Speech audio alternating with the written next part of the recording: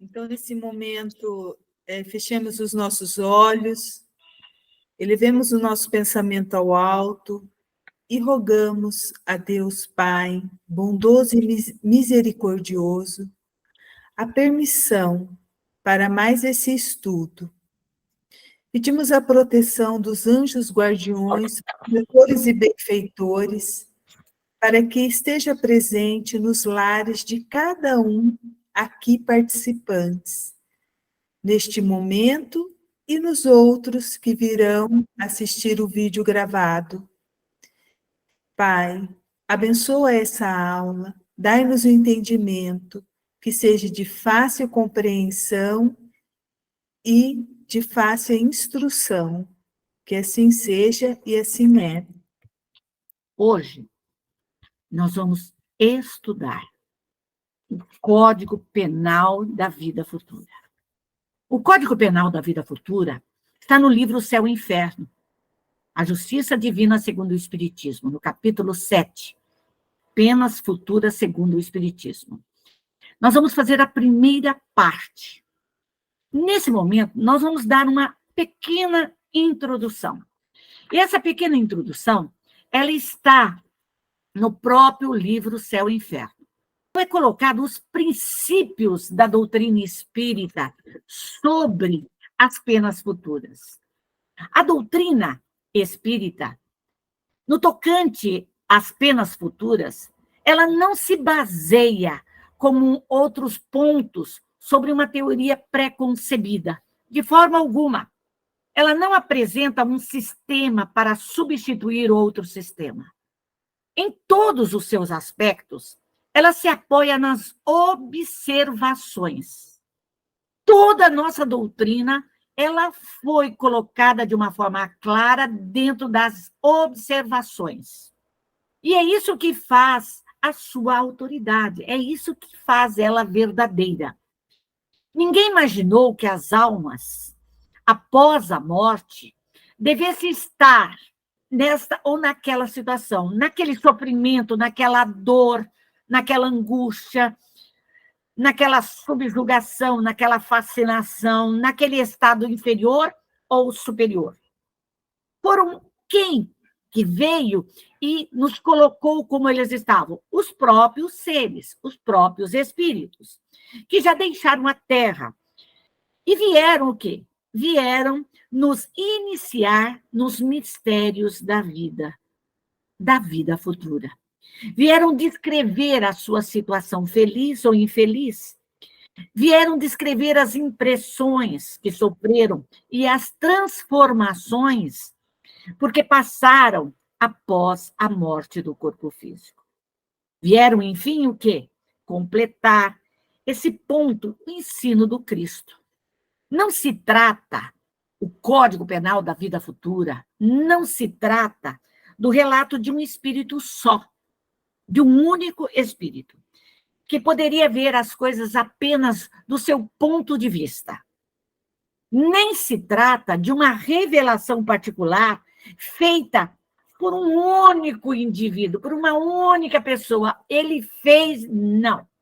Trata-se, pelo contrário, de inúmeros exemplos que nós vamos encontrar no livro Céu e Inferno, depoimentos dos espíritos, que foram fornecidos de todas as categorias, espíritos de todas as categorias, as das mais elevadas às mais baixas da escala espírita, com a ajuda de numerosos médios.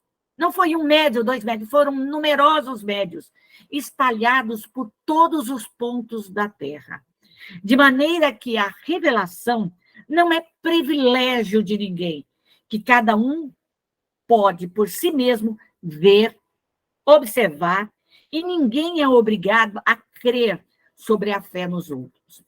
Isso é a nossa doutrina. Ela vem nos mostrar isso. E o Código Penal vem nos mostrar o porquê nós sofremos. Quais são as causas? São 33 itens. Mas hoje nós vamos ver, primeiramente, alguns slides. O Espiritismo não se apoia, pois, numa autoridade de natureza particular para formular um código fantasioso. Suas leis, no que toca ao futuro da alma, são deduzidas de observações positivas sobre os fatos e podem ser resumidas da seguinte maneira. Kardec resumiu tudo isso para que a gente possa entender. A alma ou o espírito sofre na vida espiritual as consequências de todas as imperfeições de que não se libertou durante a vida corpórea. Seu estado feliz ou infeliz é inerente ao grau de depuração ou de suas imperfeições. Nós aqui estamos sofrendo. O nosso corpo sofre. O nosso perispírito está lesado por consequências do passado, de vidas passadas. Quando nós retornamos à espiritualidade, nós levamos toda essa dor, toda a alegria, toda a felicidade, toda a tristeza, toda a angústia, tudo.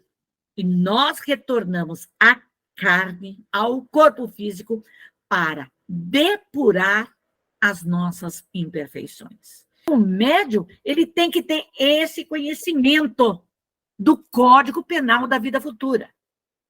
Segundo, a felicidade perfeita é inerente à perfeição, que quer dizer a purificação completa do espírito.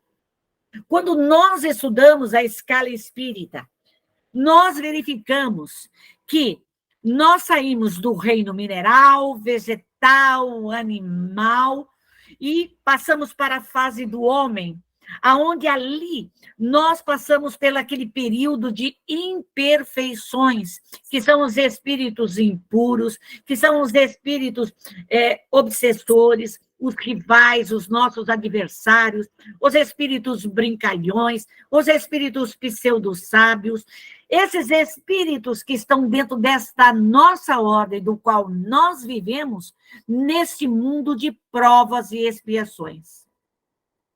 Portanto, quando nós passarmos para o mundo de regeneração, aonde nós vamos sermos tolhidos, ou passaremos por um filtro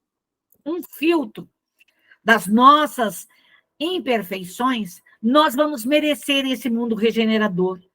E na medida em que nós evoluirmos, nós vamos passar para mundos felizes e para mundos superiores de uma forma imensa. Toda imperfeição é, ao mesmo tempo, uma causa de sofrimento e de privação de ventura. Da mesma maneira que toda qualidade adquirida que nós adquirimos é uma causa de ventura e de atenuação dos nossos sofrimentos. Na medida em que nós vamos deixando de ser orgulhosas, vaidosas, egoístas, vamos deixando os nossos vícios de lado, nós vamos crescer. E esse crescimento vai fazer com que os nossos sofrimentos sejam atenuados. Terceiro, não há uma só imperfeição da alma que não acarrete consequências desagradáveis, inevitáveis. E não há uma só qualidade boa que não seja fonte de ventura. Presta atenção. Se eu ainda trago o ódio dentro de mim, arraigado dentro de mim, enquanto eu não dissolver, desmaterializar, desintegrar, eu vou sofrer consequências dos meus ódios.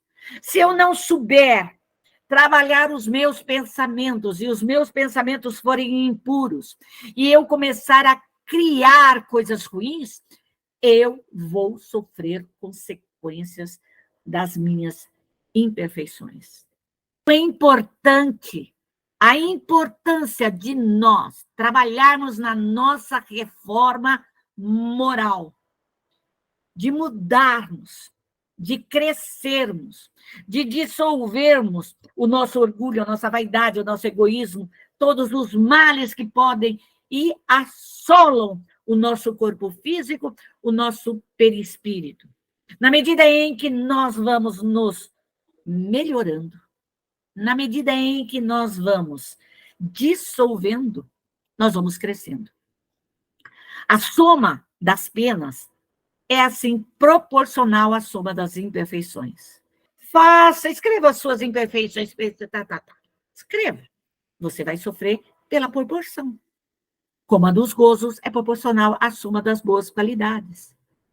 Se vivemos num mundo de provas e expiações, ainda temos muitas imperfeições que devemos corrigi-las. A alma que tiver, por exemplo, 10 imperfeições, olha como Kardec é sábio. Sofrerá mais do que aquela que tiver apenas 3 ou 4. Quando dessas 10 imperfeições só lhe restarem 1/4 ou a metade, ele sofrerá menos. E quando nada mais restar, ele nada sofrerá, sendo perfeitamente feliz. É como acontece na Terra. Aquele que sofre de muitas doenças padece mais do que o que sofre apenas uma ou não tem nenhuma. Pela mesma razão, a alma que possui 10 qualidades boas goza de mais felicidade do que a outra que possui menos. Na medida que crescermos, nos higienizarmos, nos transformarmos, mudarmos, nos melhorarmos, nós vamos ver que a nossa vida vai ser melhor. Nós vamos sermos melhores. Mereceremos um mundo melhor. 4.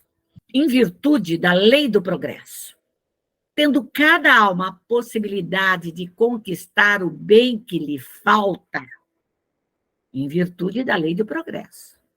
Por isso que nós temos que estudar as 10 leis do Livro dos Espíritos. E libertar-se do mal que possui, segundo os seus esforços e a sua vontade, resulta que o futuro estará aberto para qualquer criatura. À medida em que eu vou dissolvendo, desmaterializando, desintegrando e terminando o mal que está dentro de mim, eu vou melhorando. Deus não repudia nenhum dos seus filhos. Eles os recebem em seu seio à medida que ele atinge a perfeição, ficando assim a cada um o mérito das suas obras. Tudo está nas nossas mãos. A nossa cura está nas nossas mãos. A nossa felicidade está nas nossas mãos. O nosso bem-estar está nas nossas mãos. O nosso futuro está nas nossas mãos. Nós plantamos e hoje estamos colhendo, mas temos a capacidade, o conhecimento de nos melhorarmos, de crescermos, de evoluirmos. 5, o sofrimento, sendo inerente à imperfeição. Por que sofremos? Porque somos imperfeitos. Se queremos ser felizes, nós temos que nos melhorarmos. Como a felicidade é inerente à perfeição. Eu sou feliz, significa que eu já me despi de todos os dos meus vícios.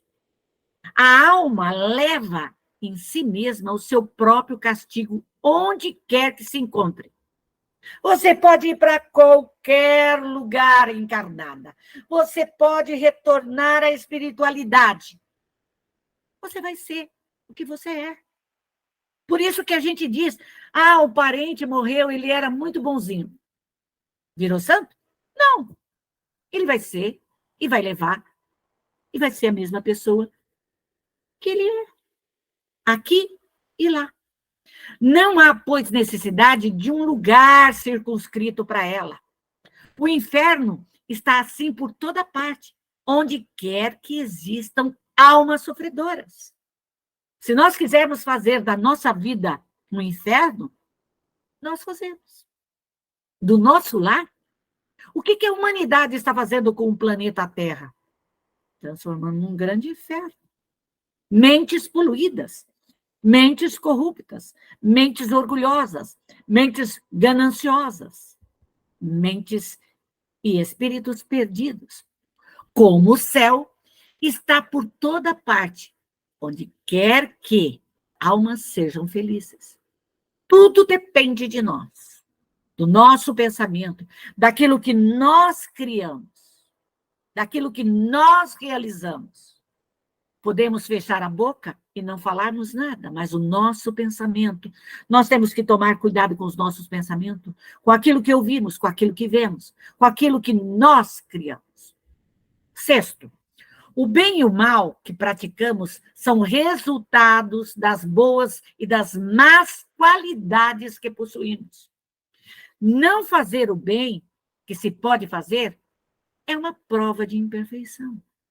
Os espíritos neutros, quando nós estudamos a escala espírita, eles são neutros, eles não fazem nenhum bem, nem mal. Por isso que eles estão na ordem dos imperfeitos. Se toda imperfeição é fonte de sofrimento e nós temos conhecimento disso, o espírito deve sofrer não só por todo o mal que tenha feito, mas também por todo o bem que podia fazer e que não fez durante a sua vida terrena. Por que que os umbrais da vida estão cheios? Porque a consciência daqueles espíritos que lá estão não fizeram o bem aqui.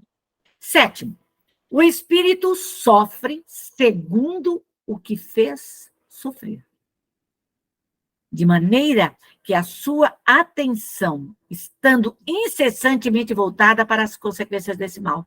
Então, nós sofremos pelos erros que nós cometemos, pelas faltas que nós fizemos. Ele compreende melhor os inconvenientes do seu procedimento e é levado a se corrigir. À medida em que nós olhamos para dentro de nós e vemos os nossos erros, nós podemos corrigi-los.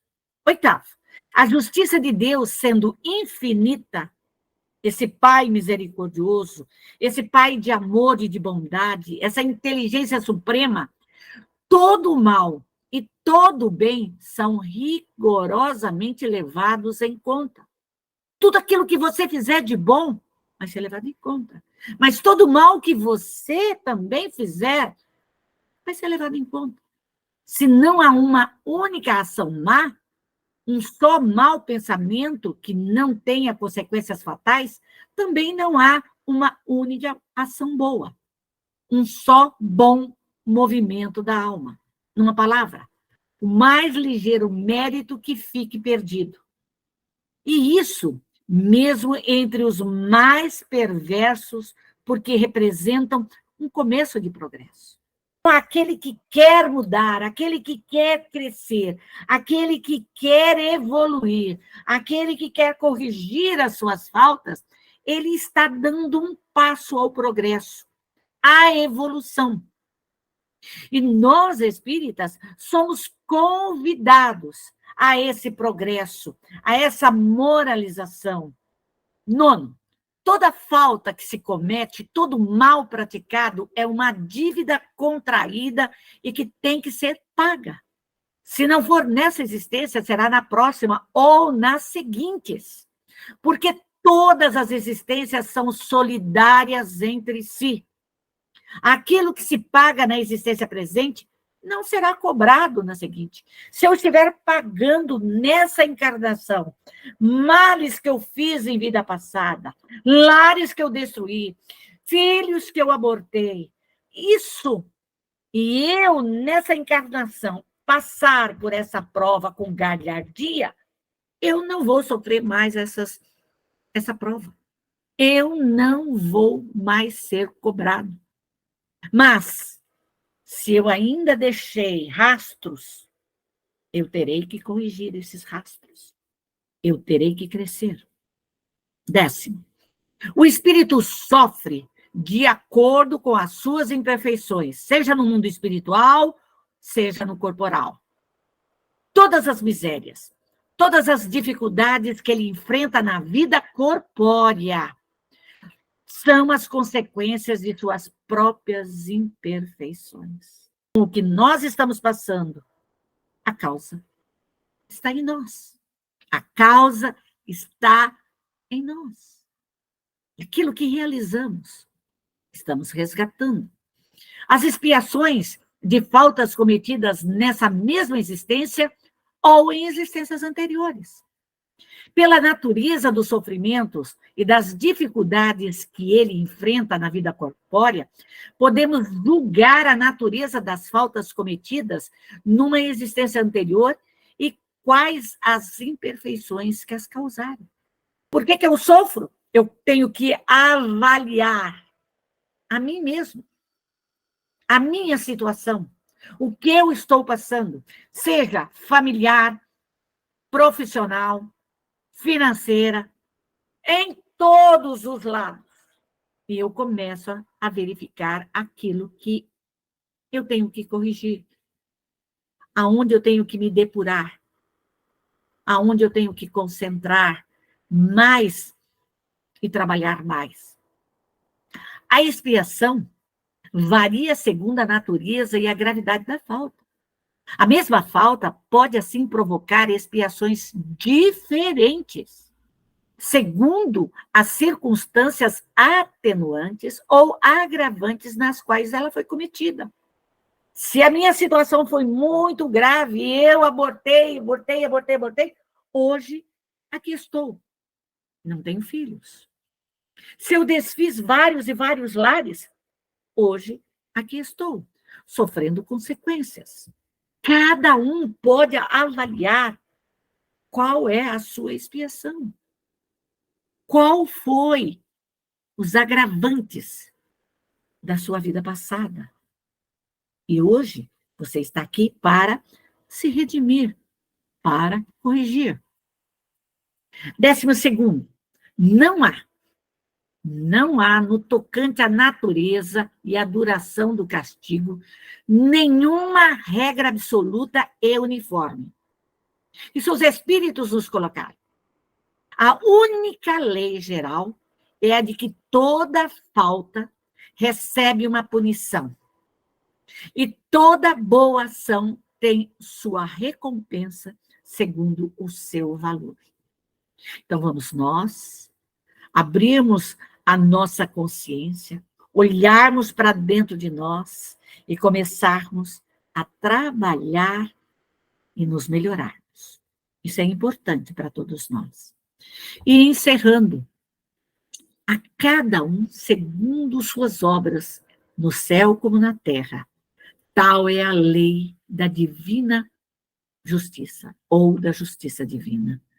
Assim, nós encerramos essa primeira parte do Código Penal da Vida Futura. Está no livro Céu e Inferno. Nós só copiamos. Porque é tão importante que, às vezes, se a gente deixar uma palavra, mudar alguma coisa, isso pode causar dúvidas.